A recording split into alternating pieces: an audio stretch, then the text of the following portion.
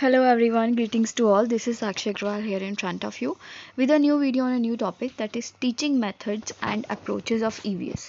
So इसमें हम दोनों ही कवर करेंगे कि कौन कौन से मेथड्स हो सकते हैं और EVS के या फिर कौन कौन सी अप्रोचेस हो सकती है प्राइमरी लेवल पे बच्चों को EVS पढ़ाने के लिए या फिर इन्वायरमेंटल स्टडी पढ़ाने के लिए। आपको इसमें जो भी अपने हिसाब से इंपॉर्टेंट लगे उसके आप पिक ले सकते हैं, फिर कहीं राइट डाउन कर सकते हैं, whatever you think fit with you. So किन किन एस्पिरेंट्स के लिए इंपॉर्टेंट रहेगी, तो CTET, DSSB, KVS, NVS, REET, या फिर आप कोई ऐसा एग्ज़ाम दे रहे हो जिसमें टॉपिक कवर होता हो, या फिर कोई भी टीचिंग प्रोफिशिएंसी टेस्ट। सो आप इस वीडियो को देख सकते हैं। So with this general info let's start the video और क्लासेस बिगिन।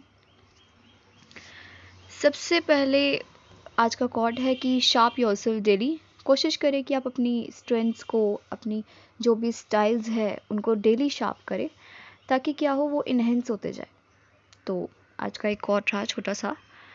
आगे बात करते हैं कि इन्वायरमेंटल एजुकेशन है क्या। तो environmental education is a process of developing awareness, positive attitudes and a will to act in an appropriate manner towards the environment.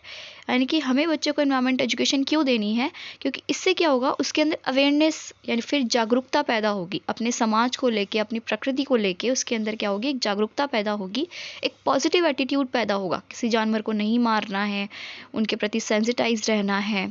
ऐसे क्या होगा, उसके अंदर एक पॉजिटिव एटीट्यूड का जन्म होगा। और दूसरा एक विल टू एक्ट, यानी कि उसको बताना है कि उसके मन में होना चाहिए ऐसी कुछ चाह कि अपनी सोसाइटी के लिए, अपने इन्वायरमेंट के लिए वो कुछ करे इन an appropriate manner towards the environment. यानी कि जो भी करे इन्वायरमेंट के लिए वो एक अप्रोप्रिएट मैनर में करे, इस तरीके से किसी को कोई समस्या ना हो उसके उस काम से या फिर उसके उस एक्ट से।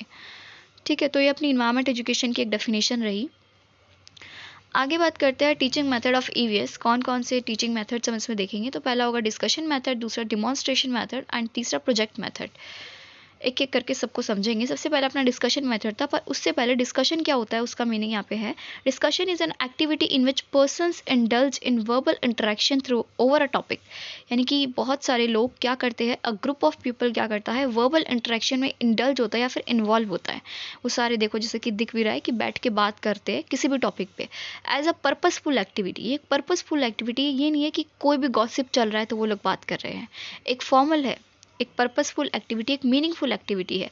It involves consideration of the relationship in a topic problem under study and this relationships are analysed, compared and evaluated to arrive at conclusion.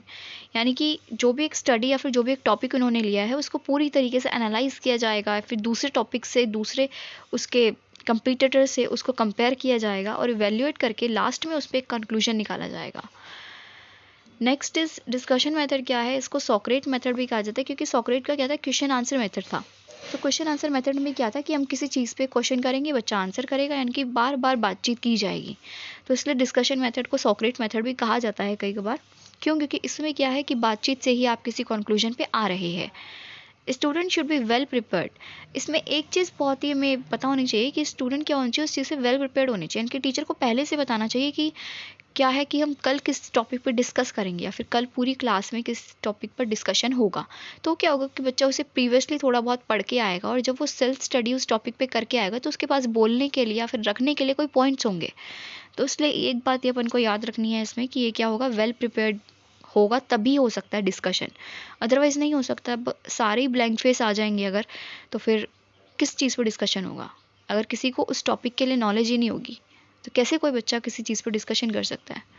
Discussion methods are a variety of forums for open-ended collaborative exchange of ideas among a teacher and students or among students for the purpose of furthering students' thinking, learning, problem solving. सबसे पहले क्या है, ये open ended है, यानी कि आप तय नहीं कर सकते कि ये कहाँ तक चलेगा। क्लोज एंडेड नहीं है। क्लोज एंडेड का मतलब क्या होता है कि आपने फिक्स कर दिया कोई चीज़ कि बस इतनी देर चलना है या फिर इस पर इतनी बातें होनी है, पर ये ओपन एंडेड, आप पता नहीं लगा सकते कि बच्चे उसमें क्या क्या अपने व्यू पॉइंट्स रख सकते हैं। तो ये ओपन एंडेड है, सबसे पहली बात। दूसरा क्या है कि ये ज़रूरी नहीं है टीचर और स्टूडेंट के बीच में हो, स्टूडेंट टू स्टूडेंट भी हो सकता है, टीचर स्टूडेंट भी हो सकता है और स्टूडेंट टू स्टूडेंट भी हो सकता है। आगे आपका क्या है, type of discussion method. Discussion method के कितने टाइप्स होते हैं। सबसे पहला है स्मॉल ग्रुप डिस्कशन टेक्निक, दूसरा है सोशलाइज्ड क्लासरूम डिस्कशन टेक्निक और तीसरा है panel discussion technique. Small group discussion में मेथड में क्या होता है कि आप क्लास को क्या करेंगे, 5-5, 6-6 ऐसे जितने भी बच्चे हैं उसके हिसाब से डिवाइड कर देंगे। मान लो अगर आपकी क्लास में 42 स्टूडेंट्स हैं और आप 7 ग्रुप चाहते हैं, तो यानी कि आप 6-6 बच्चे का एक ग्रुप बना देंगे और कोई भी उन्हें टॉपिक देंगे और फिर उन्हें डिस्कशन करने के लिए बैठा देंगे। इससे क्या होगा कि वो लोग एक पेपर लेके एक ग्रुप में अपने सारे पॉइंट्स डाले जाएंगे।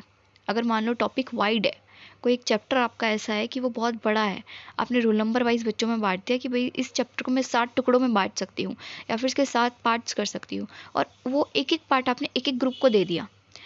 इन लास्ट क्या होगा कि जब वो सातों ग्रुप उस पेपर पे अपने अपने टॉपिक के बारे में सारे के सारे पॉइंट्स लिख देंगे, जो कि उन 6 बच्चों के अंदर वो टॉपिक के पॉइंट्स आ रहे होंगे, तो फिर लास्ट में एक एक ग्रुप जाके वो टॉपिक अपना जो क्या है स्टेज पे प्रेजेंट कर देगा। इससे बच्चों को क्या होगा, एक डीप नॉलेज का पता चलेगा, क्योंकि अगर टीचर भी उस टॉपिक को पढ़ाएगा तो हो सकता है कि वो भी कोई पॉइंट्स छोड़ दे, पर बच्चे वो पॉइंट्स नहीं छोड़ेंगे क्योंकि वो इतने सारे ग्रुप में एक टॉपिक को कर रहे हैं। तो इसलिए स्मॉल ग्रुप डिस्कशन अच्छा होता है। सो इसमें क्या होगा, हम ऐसे टॉपिक लेंगे जो कि ह्यूज होंगे और इसमें ज़्यादा नॉलेज के लिए हम बच्चों को ऐसे तोड़ देंगे ग्रुप्स में, ठीक है। सो आगे बात करते हैं सोशलाइज क्लासरूम डिस्कशन टेक्निक। इसमें क्या है कि भाई सोशल तरीके से सब लोग एक साथ बैठ जाते हैं और फिर टीचर या फिर स्टूडेंट किसी भी एक टॉपिक पर डिस्कशन करते हैं। Next one is panel discussion method. इसमें क्या होता है कि 4 to 8 qualified person discuss on a given topic. यानी कि क्या किया जाएगा कि पूछा जाएगा कि भाई किसको इस टॉपिक के बारे में ज़्यादा नॉलेज है। जो भी हैंड रेस करके आगे आना चाहेगा उनको क्या कर दिया जाएगा, एक मतलब बोलने के लिए एक स्टेज दिया जाएगा और फिर वो क्या करेंगे, बाकी सबको एड्रेस करेंगे या फिर संबोधित करेंगे। नेक्स्ट आपका क्या है, appropriate use of discussion method, यानी कि इसका सही तरीके से इस्तेमाल कैसे हो सकता है। Discussion method is used in areas in which students already have some knowledge और एक्सपीरियंस। डिस्कशन में be use to develop the main points to be covered in a lesson. Discussion method में क्या है कि ऐसे नॉलेज या फिर ऐसा एक्सपीरियंस को शेयर किया जाता है जो कि पहले से बच्चों के पास है, यानी कि बच्चों से पढ़ के आए हैं, प्री प्रिपेयर्ड है, और फिर उसके मेन पॉइंट्स को कवर किया जाता है। Students can draw on their experience to contribute to the discussion. Student क्या है, अपने पॉइंट ड्रॉ कर सकते हैं अपने एक्सपीरियंस पे या फिर अपने जो भी उन्होंने पढ़ा है उसके बेसिस पे। All subject except mathematics, art, music and dance can be taught. बिल्कुल सही, इसमें मैथमेटिक्स के अलावा, आर्ट के अलावा, म्यूजिक के अलावा, डांस के अलावा बाकी सारे टॉपिक्स हम कवर कर सकते हैं। जैसे कि साइंस में हम किसी टॉपिक पर डिस्कशन रख सकते हैं, एसएसटी में, हिंदी में, इंग्लिश में। Discussion may also be used following a lecture or demonstration to help trainees apply what they have learned. यानी कि इन लास्ट हम क्या कर सकते हैं, जब कंक्लूजन पे आएंगे तब हम क्या कर सकते हैं कि लेक्चर रख सकते हैं, बच्चों से बोल सकते हैं कि वो क्या इसके पार्ट के बारे में बता सकते हैं, हमें वो आकर बताएं। या फिर हम क्या कर सकते हैं, डिमॉन्स्ट्रेशन कर सकते हैं। साइंस का अगर हमने कोई ऐसा किया तो हम बच्चे को बोल सकते हैं कि आप डिमॉन्स्ट्रेशन के थ्रू बताइए कि आज का हमने डिस्कशन जो किया वो डिमॉन्स्ट्रेशन के थ्रू कैसे हो सकता है। सो इन तरीके से बच्चे क्या कर सकते हैं, ट्रेनीज क्या कर सकते हैं, खुद पे अप्लाई करके दिखा सकते हैं कि उन्होंने क्या लर्न किया है। एडवांटेजेस ऑफ डिस्कशन मेथड्स के एडवांटेज क्या है, थिंकिंग और कम्युनिकेटिंग पावर बच्चे की बढ़ेगी। अगर वो बोलेगा तो उसका कम्युनिकेशन इंक्रीज होगा, ठीक है, वो खुल के बोल सकेगा, कभी भी रुकेगा नहीं, अटकेगा नहीं, और अगर ऐसी कोई समस्या है तो वो भी इम्प्रूव होगी उसकी। लीडरशिप क्वालिटी आएगी, अगर कोई बच्चा सबसे आगे आके खुद कुछ बोल रहा है तो उसमें इनिशिएटिव पावर आएगा। एक्सप्रेशन की एबिलिटी होगी, प्रॉब्लम सॉल्विंग एबिलिटी होगी, क्रिएटिविटी होगी उस बच्चे के अंदर, क्योंकि वो कुछ कुछ नए ऐसे पॉइंट सोच के आएगा जो कि बाकी किसी ने ना सोचे हो। तो यानी कि जब उसके अंदर ऐसी थिंकिंग आने लगेगी तो क्रिएटिव थिंकिंग आने लगेगी। मोटिवेशन और कॉन्फिडेंस होगा उसके अंदर, वो बच्चा मोटिवेट होता जाएगा टीचर के अप्रेजल और प्रेज से। In short, higher level cognitive and effective objectives can be realise through discussion method. यानी कि कॉग्निटिव और इफेक्टिव दोनों ऑब्जेक्टिव आपके पूरे होंगे डिस्कशन मेथड से, ठीक है। नेक्स्ट है आपका डिसएडवांटेजेस ऑफ डिस्कशन मेथड। इसके डिसएडवांटेज क्या है, इसमें क्या है, सबसे पहला डिसएडवांटेज कि कुछ बच्चे जैसे कि अपना पैनल वाले में था कि 4 से 8 लोग क्या होंगे, क्वालिफाइड घोषित कर दिए जाएंगे और वो क्या करेंगे, बाकी के सारे क्लास को एड्रेस करेंगे। तो अब इसमें क्या है कि ये देखने को मिलता है कि हर बार वही 4 से 8 बच्चे हर बार वही चुने जाते हैं जो कि एक टॉपिक को डिस्कस कर रहे होते हैं। यानी कि कुछ फ्यू स्टूडेंट्स होते हैं जो कि क्लास पे क्या करते हैं, डोमिनेट करते हैं, फिर रूल करते हैं। There is a chance that only a few students may dominate the whole discussion. It is possible that discussion is initiated on those aspects of the problem with which few prominent students of the class are concerned. यानी कि कई बार ये भी देखने को इसमें मिलता है कि कई बार क्या होता है कि ऐसे टॉपिक्स रेस किए जाते हैं इसमें क्लास के सभी बच्चे इच्छुक नहीं होते। तो वो इच्छुक नहीं होते तो अपना पूरा पार्टिसिपेट नहीं करते। पूरा पार्टिसिपेट नहीं करते तो कंक्लूजन कैसा होता है, स्पष्ट नहीं होता, जस्ट नहीं होता, फेयर नहीं होता। It it is a time consuming, ये एक टाइम कंज्यूमिंग प्रोसेस है, टीचर का सिलेबस इससे कई बार पीछे रह जाता है। Not adaptable to all teaching learning situation, आप हर क्लास में हर दिन इसे अप्लाई नहीं कर सकते हैं, किसी किसी टॉपिक के लिए आप इसको अप्लाई कर सकते हैं, वो भी आपको इसकी टाइम मैनेजमेंट बहुत अच्छी करनी होगी। If it is not properly guided, discussion can degenerate into a consideration of inappropriate topics, adding confusion rather than clarification of lesson. यानी कि अगर बच्चे प्री प्रिपेयर्ड नहीं है या फिर टीचर की स्ट्रेटेजी काम नहीं करी, बच्चे ग्रुप में सही से आंसर नहीं कर पाए, मतलब कोई भी ऐसा कुछ भी हुआ जिसकी वजह से क्या हुआ कि इनअप्रोप्रिएट के तरफ चला गया, तो फिर क्या होगा, बच्चों को जो नॉलेज गेन है वो नेग्लिजिबल हो जाएगा, यानी कि कुछ भी नॉलेज गेन नहीं होगा। आगे प्लानिंग क्या करनी है डिस्कशन मेथड में, सबसे पहले फोकस करना है हमें गोल अचीवमेंट पे। ये नहीं कि हमने ग्रुप्स बना दिया और उसमें बातें चल रही है, टीचर को ध्यान रखना है कि उसका जो ग्रुप है वो गोल के तरफ ही जा रहा हो। नो फाइट, कई बार क्या होता है बच्चों को ग्रुप में बैठा दिया जाए तो उनकी लड़ाइयाँ ही शुरू हो जाती है, तो ध्यान रखना है कि no conflicts, no quarrels, no fights. Teacher should have a proper strategy, teacher को एक प्रॉपर स्ट्रेटेजी प्री प्लान करके आनी होगी ऐसा कुछ करवाने से पहले। Next is demonstration method. Demonstration method क्या होता है कि आप कुछ बच्चे को करके दिखा रहे हैं या फिर कुछ शो कर रहे हैं जिससे वो लर्न कर रहा है। Demonstration is another useful teaching method which is employed environmental education. एक और मेथड है जो कि एम्प्लॉयमेंट आपके EVS में क्या होता है, यूज़ होता है। Demonstration mean showing how something is to be done और not to be done. Demonstration क्या है कि किस चीज़ को दिखाना है कि इस चीज़ को कैसे करना है, पर साथ में किस चीज़ को कैसे नहीं करना। Through demonstration, a teacher presents a task requiring some skill before the students. Teacher demonstration कब कर सकती है, जब बच्चों में भी थोड़ी स्किल हो उस चीज़ के लिए। Demonstration are most effective when followed by a student activity. Demonstration ज़्यादा इफेक्टिव कब होगा, जब आप स्टूडेंट को क्या देंगे, एक मौका देंगे वो चीज़ करने का। अगर सिर्फ टीचर ही करेगी तो टीचर ही नॉलेज गेन कर रही है, बच्चे कैसे कर रहे हैं, तो इसलिए डिमॉन्स्ट्रेशन तब इफेक्टिव होगा जब आप एक बच्चे को मौका देंगे वही चीज़ करने की। हाउ इफेक्टिव एग्जीक्यूटिव, यानी कि किस तरीके से हम डिमॉन्स्ट्रेशन को और अच्छा बना सकते हैं। तो प्लान, सबसे पहले एक प्लान होना चाहिए टीचर के पास कि ये सब कुछ कैसे होगा या फिर किस टॉपिक पे होगा। यूज़ ट्रेनिंग एड्स, बच्चों को क्या करना दिखाना है, एड्स दिखाने और ट्रेनिंग एड्स लेके आने जिससे बच्चे खुद परफॉर्म कर सके। हैंड्स ऑन प्रैक्टिस, यानी कि एक बच्चा अपने हाथों से कोई चीज़ कर रहा हो तब वो ज़्यादा सीखेगा। नेक्स्ट वन इज़ अपना प्रोजेक्ट मेथड। प्रोजेक्ट मेथड के अंदर क्या है, it is one of the methods employed for strengthening outdoor education of studies, यानी कि एक बच्चे की आउटडोर स्टडी को इंक्रीज करना क्या है, प्रोजेक्ट मेथड है।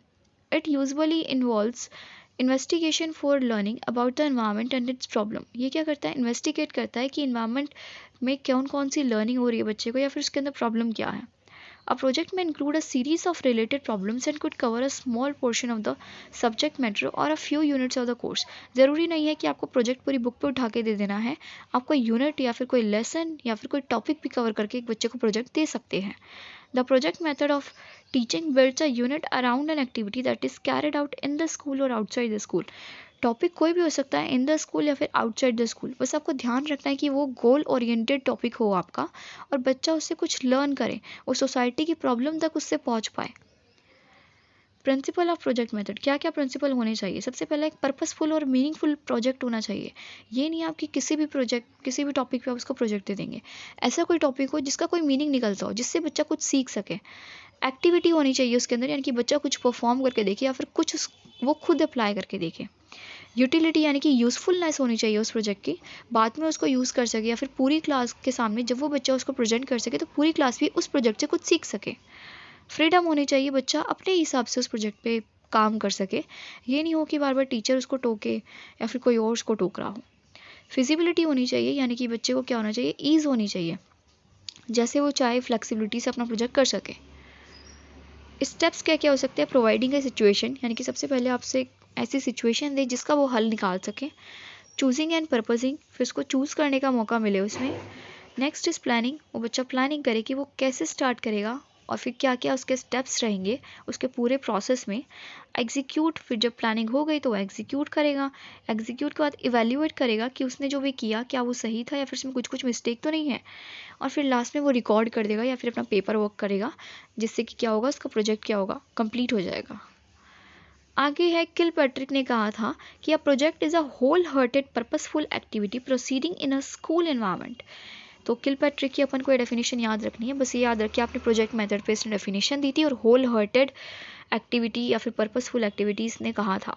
बस ये 2-3 वर्ड्स आप याद रखेंगे तो आप पता लगा पाएंगे इजीली कि ये डेफिनेशन किलपैट्रिक की है या नहीं है। ठीक है, आगे other different methods of teaching environment science are, मतलब और ईवीएस के टीचिंग मेथड्स क्या क्या हो सकते हैं। सबसे पहले लेक्चर मेथड कि भाई टीचर क्या कर रही है, कोई ऐसा ह्यूज टॉपिक है जो कि उसको लगता है कि नहीं हो पाता डिस्कशन के थ्रू, या फिर डिस्कशन के थ्रू इसमें कोई औचित्य नहीं है, तब वो लेक्चर मेथड अपना सकती है। या फिर डिस्कशन मेथड हमने देख लिया, प्रोजेक्ट मेथड भी देख लिया। सोर्स मेथड, या फिर वो क्या करेगी, किसी सोर्स पर्सन को बुला लेगी तो वो आके अपना कुछ विचार वगैरह प्रकट कर देगा। जैसे कि मान लो आवर हेल्पर्स चैप्टर है, तो वो क्या करेगी, सोसाइटी में से ही कुछ ऐसे लोगों को ले आएगी जो कि क्या है, सोसाइटी के हेल्पर्स है, ताकि बच्चा क्या हो, इजीली सीख जाए और उसमें इन सब मेथड्स का ज़रूरत ना पड़े। आगे क्या है, सुपरवाइज स्टडी। टीचर कुछ ऐसा भी कर सकते हैं जिसमें बच्चे खुद कुछ कर रहे हो और टीचर उन्हें सुपरवाइज कर रही हो, यानी कि सुपरवाइजर और सुपरवाइजी का रिलेशन हो, ऐसा भी कोई करके टीचर कोई टॉपिक समझा सकती है। आगे इसमें कुछ अप्रोचेस भी ली गई है टीचिंग ईवीएस की। सबसे पहले है कॉन्सेप्चुअल अप्रोच, दूसरा प्रोसेस अप्रोच, तीसरा इंटीग्रेटेड अप्रोच और चौथा एक्टिविटी अप्रोच। सबसे पहले conceptual approach. In this approach things are learned in a very detailed form regarding its mechanism, application etcetera. आपको उसके नाम से ही पता चल रहा है कि ये क्या है, कॉन्सेप्ट है। कॉन्सेप्ट ह्यूज ही होगा, यानी कि आपसे पूरी नॉलेज लेने की कोशिश करेंगे। तो कॉन्सेप्चुअल क्या है, एक डिटेल्ड फॉर्म है, यानी कि आप कुछ डिटेल में पढ़ रहे हैं, डीपली पढ़ रहे हैं। After the learning one will be able to reduce the detail form into abstract form. हाँ, ये कह सकते हैं कि पढ़ने के बाद वो बच्चा क्या कर सकता है, उसकी नोट फॉर्मिंग कर सकता है, तो वो कॉन्सेप्ट उसको उसके नोट से मिल जाएगा कि वो उसी ने बनाए हुए होंगे। Such appropriate of learning is called conceptual approach, और इसी को हम कंसेप्चुअल अप्रोच कहेंगे। यानी कि जब एक बच्चा डिटेल व्यू में पढ़ेगा, लॉन्ग व्यू में पढ़ेगा, फिर बाद में उसको शॉर्ट नोट्स बना के उसको एब्स्ट्रैक्ट तरीके से समझ सकेगा, तो वो चीज़ क्या होगी, उसके कंसेप्चुअल अप्रोच के अंदर आएगी। Next one is process approach. In this approach different skill is used in order to learn new things. The skill is to be used will depend on the things which is to be learned. All the skills are helpful as well as useful for better understanding of matter. Process approach में क्या है, जब आप एक एक तरीके से किस चीज़ को समझेंगे। मान लो पहले कच्चा माल आया, फिर उससे धागा बना, फिर उससे शर्ट बनी, फिर शर्ट पे आगे एक प्रोसेस में जाके बटन लगे, फिर आगे एक प्रोसेस में जाके उसकी एडवर्टाइजिंग या फिर पैकेजिंग या फिर कुछ भी हुआ, लोडिंग, ट्रांसपोर्टिंग, कुछ भी हुआ, और फिर इन लास्ट वो क्या, रिटेलर की दुकान में आया, और फिर उनसे लास्ट वो कस्टमर के पास आया। जब बच्चा एक प्रोसेस के थ्रू स्टडी करता है, यानी कि एक से दूसरा स्टेप, दूसरे से तीसरा स्टेप, तीसरे से चौथा स्टेप, ऐसे जब बच्चा कर रहा है तो डिफरेंट स्किल सीखेगा कि हर एक स्टेप में क्या क्या नई चीज़ हो रही है जो कि पुराने वाले में नहीं थी। तो एक बच्चा जब ऐसा कुछ लर्न करता है तो उसे प्रोसेस अप्रोच करते हैं, जिससे क्या होगा, उसको डिफरेंट स्किल सीखने को मिलेगी। इंटीग्रेटेड अप्रोच क्या है, integrated approach includes both conceptual approach and process approach. Integrated approach will lead to better enhancement of knowledge. यानी कि बेसिकली क्या है आपका इंटीग्रेटेड अप्रोच क्या है कि इसमें दोनों को मिक्स कर दिया गया है, कंसेप्चुअल अप्रोच को भी और प्रोसेस अप्रोच को भी। हाँ ठीक है, तो उसमें दोनों को मिक्स कर दिया गया है, आपके कॉन्सेप्चुअल अप्रोच को भी और प्रोसेस अप्रोच को भी। Next one is activity approach. Activity के नाम से अपन को पता चल रहा है कि इसमें क्या होगा, कुछ एक्टिविटी बच्चा परफॉर्म करके देखेगा। इन this approach new things can be learn by the way of activity, यानी कि एक बच्चा क्या कर रहा है, कुछ एक्टिविटी से सीख रहा है। It is the best method for learning as it involves all cognitive, effective and psychomotor domain. यानी कि ब्लूम के तीनों डोमेन इसके अंदर इंक्लूड हो जाते हैं, इसलिए सबसे बेस्ट मेथड इसको माना गया है कि बच्चा क्या करेगा, हैंड ऑन एक्सपीरियंस इसमें लेगा। सो आगे मैंने इसमें कुछ क्वेश्चन इंक्लूड किया जो कि प्रीवियस ईयर में आए हुए हैं इस टॉपिक से। सो देखते हैं, which of the following is not true about integrated approach of EVS. Integrated approach जो हमने देखी थी, इंटीग्रेटेड अप्रोच में क्या होता था कि बच्चा क्या करता था, कॉग्निटिव और आपका प्रोसेस और कॉन्सेप्चुअल दोनों के दोनों उसके अंदर आते थे। तो इसमें से कौन सा ट्रू नहीं है इंटीग्रेटेड अप्रोच के अंदर। Comprehend relationship between natural, social and cultural environment, ये तो बिल्कुल ठीक है कि बच्चा क्या करता है, कंप्रीहेंड करना शुरू कर देता है। इट इज़ थीम बेस्ड भी हो सकता है। Encouraging retention of maximum information, retention का कोई स्कोप नहीं है, रिटेंशन की तो अपना एनसीएफ नहीं बना किया है, तो ये गलत है। आगे it is suggestive and not prescriptive. हाँ, ये सजेस्टिव है, ज़रूरी नहीं है कि प्रिस्क्रिप्टिव हो, तो उसका आंसर क्या हो जाएगा, सी हो जाएगा। यानी कि इंटीग्रेटेड अप्रोच ऑफ ईवीएस के थ्रू क्या चीज़ अपनी सच नहीं है, तो यही सच नहीं है कि हमारा ये कोई गोल नहीं है कि बच्चे का रिटेंशन या फिर उसका मेमोराइजेशन बढ़ता जाए। Upon which of the following factors selection of a method of teaching learning process does not depend. इनमें से कौन सा ऐसा फैक्टर है जिस पर टीचिंग लर्निंग प्रोसेस डिपेंड नहीं करता। अवेलेबिलिटी ऑफ रिसोर्सेज, इस पे तो करता है भाई। अगर मान लो किसी चीज़ का टीचर को डिमॉन्स्ट्रेशन करना है और टीचर के पास वो रिसोर्स ही नहीं है, वो ट्रेनिंग किट ही नहीं है जिससे टीचर क्या करती है, बच्चों को करवा सकती है, तो टीचर ये मेथड नहीं कर सकती, डिमॉन्स्ट्रेशन नहीं कर सकती है टीचर। तो अवेलेबिलिटी ऑफ रिसोर्सेज तो होना चाहिए। अगला, स्कूल की फ़िलॉसफ़ी। स्कूल का फ़िलॉसफ़ी जैसा कोई कॉन्सेप्ट नहीं है, स्कूल का कोई फ़िलॉसफ़ी नहीं होता टीचिंग लर्निंग को लेकर या फिर टीचिंग लर्निंग के प्रोसेस को लेकर। सो ये अपना गलत आंसर हो गया, तो इसमें बी अपना आंसर है। So next one is thank you, have a nice day, I hope you like the video. If you like the video, please press the like button or the thumbs up and share the video and subscribe my channel. Thank you, have a nice day and a bye bye.